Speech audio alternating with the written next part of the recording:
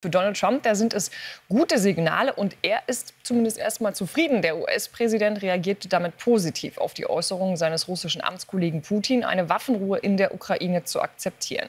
Allerdings ging der 78-Jährige auch nicht auf die Maximalforderungen des Kreml-Chefs als Bedingung ein. Und Marie, das ist ja das Interessante, Trump äußerte sich auch nicht dazu, dass Putin seinen Ukraine-Sondergesandten Keith Kellogg zu einer unerwünschten Person bei den Verhandlungen erklärt habe. Der ukrainische Präsident Zelensky warnte in der Debatte um eine Waffenruhe oder Friedensplan erneut vor einer Manipulation durch Putin. Der aktuelle Kriegsüberblick an diesem Freitagmorgen von Peter Niemann. Die Kämpfe gehen trotz aller Verhandlungen unvermindert weiter und das Misstrauen sitzt tief zwischen beiden Seiten. So vorsichtig, wie sich Wladimir Putin zur Frage einer Waffenruhe äußert, ist für die Ukraine klar, der russische Präsident will es eigentlich gar nicht. In Wahrheit bereitet er gerade eine Ablehnung vor. Natürlich hat Putin Angst, Trump direkt zu sagen, dass er weiter Krieg will, dass er Ukrainer töten will. Auch die Ukrainer selbst schwanken zwischen Skepsis und Hoffnung, wie hier in der Hauptstadt Kiew.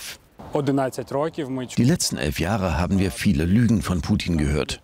Wir haben seine vielen Erklärungen und Aufrufe gehört. Alles war gelogen.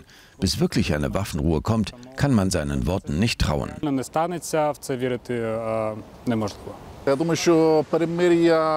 Eine Waffenruhe wäre auf jeden Fall gut, weil dann keiner mehr stirbt. Es wäre eine positive Entwicklung. Aber was käme dann nach dieser Waffenruhe? Das ist die Frage.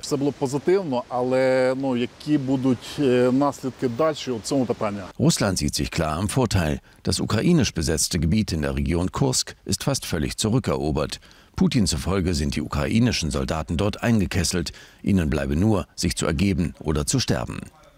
In dieser Lage hatte er es mit einem Waffenstillstand nicht eilig. Stattdessen viele Einwände. Stellen Sie sich fast 2000 Kilometer Frontlinie vor. Wer soll da herausfinden, wer wann eine Waffenruhe bricht? Und wer gibt dann wem die Schuld dafür? Das sind viele der Fragen, die sorgfältig bedacht werden müssen. Die Idee ist richtig und wir sind absolut dafür.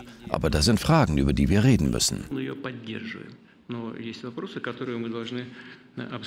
Der Mann hinter dieser Idee, Donald Trump, hat gegenüber Russland weit weniger Druckmittel als gegenüber der schwächeren Ukraine. Er bleibt aber bei seiner Zuversicht. Wir haben gerade Leute drüben in Russland, die dort sehr ernsthafte Gespräche führen. Wir bekommen gute Signale, wo wir mit Russland stehen. Und hoffentlich werden sie das Richtige tun. Bisher ist davon aber nichts zu spüren. Vorletzte Nacht erst wurde wie hier die Großstadt Cherson angegriffen, letzte Nacht das grenznahe Charkiw. Nach dortigen Angaben wurden mindestens 7 Menschen verletzt, darunter 4 Kinder. Ein Waffenstillstand scheint angesichts dessen in weiter Ferne. Damit nach Washington zu unserem US-Korrespondenten Michael Wöhlenweber. Michael, also Putin, der sagt ja prinzipiell Ja zu einer Waffenruhe. Und da kommt der Haken aber eben ja nur zu seinen Maximalbedingungen. Wie ist denn also die Reaktion von Donald Trump darauf einzuordnen?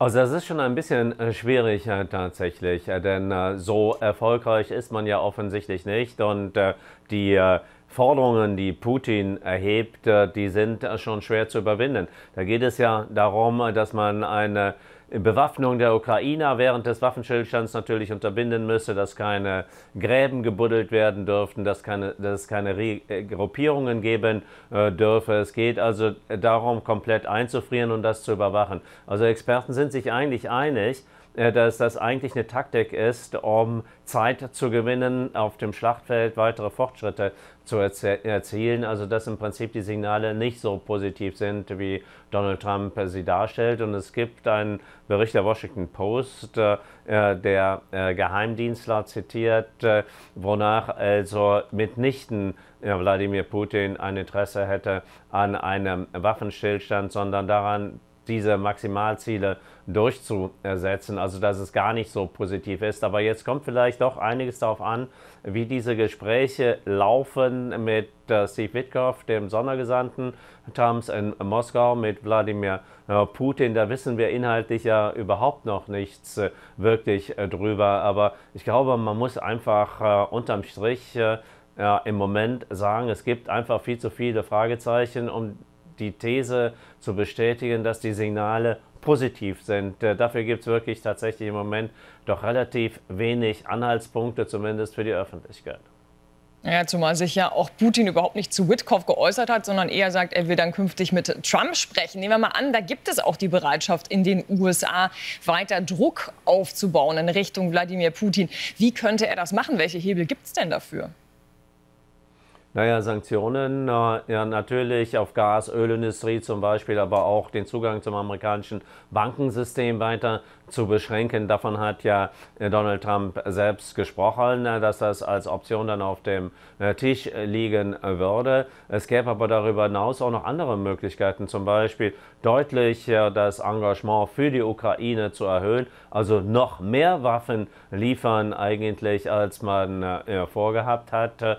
Und auf diese Art und Weise die Ukraine aufzurüsten. Aber es gäbe auch noch Möglichkeiten, über Bande zu spielen, zum Beispiel extremen Druck auf Iran und Nordkorea auszuüben, damit die ihre Lieferungen vielleicht dann an Russland einstellen. Darüber wird zumindest spekuliert hier in den USA, dass das eine Option dann sein könnte. Aber wenn diese Optionen gezogen werden müssten seitens von Donald Trump, dann wäre das natürlich auch das Eingeständnis, dass seine Einschätzung komplett falsch war, dass Wladimir Putin an einem Deal interessiert ist, an einem Frieden interessiert ist. Er glaubt ja offensichtlich daran, sonst würde er diese Signale von Putin auch nicht so positiv interpretieren. Aber wir wollen natürlich hoffen eigentlich, dass Trump recht hat, dass Putin am Ende einlenken wird. Nur die Chance dafür, die wird halt relativ im Moment von vielen zumindest, auch in den USA, als doch eher geringer eingeschätzt, als Donald Trump glaubt, dass er ist. Michael, danke dir ganz herzlich.